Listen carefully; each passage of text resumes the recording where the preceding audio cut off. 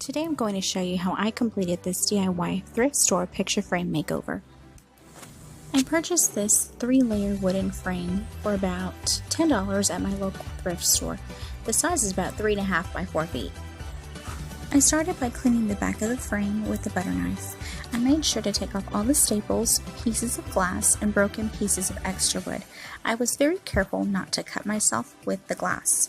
If you decide you want to do this project in the future, please be careful. I purchased a matte finished craft paint in the color gray and painted the entire front of the frame. Once the paint dried, with masking tape, I covered the entire first layer of the frame I did not want painted. The paints that I'm using are of the Waverly brand, and I purchased them at Walmart for about $7 together. The masking tape I already had laying around the house. I have my frame taped and I am ready to paint.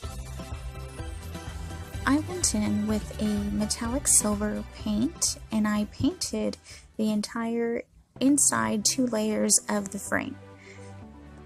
I applied a generous amount of paint and still had a generous amount of paint left over.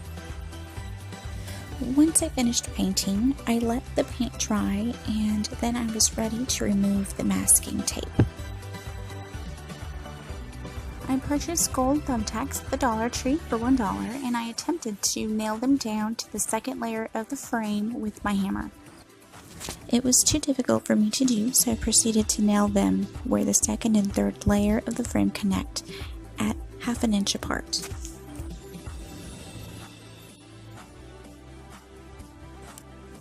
I flipped the frame around and measured the amount of chicken wire I needed by placing one side of the chicken wire to one end of the frame and cutting on the opposite side of the frame. I purchased the chicken wire at my local Walmart for about $10. Also, if you decide to try this at home, you might consider help, as the rolled chicken wire is not the easiest to work with. I proceeded to staple the chicken wire to the back of the frame using my staple gun. This was probably the most challenging part of the project. I made sure the wire was even as I stapled all along the edge of the frame. Once I stapled the first piece of the chicken wire to the back of the frame, I proceeded to staple the second piece of chicken wire directly under it. I cut the excess chicken wire from the frame that I no longer needed. I then used small scraps of chicken wire and fastened my 2 pieces of chicken wire together. This is a close-up of the 2 connecting wires.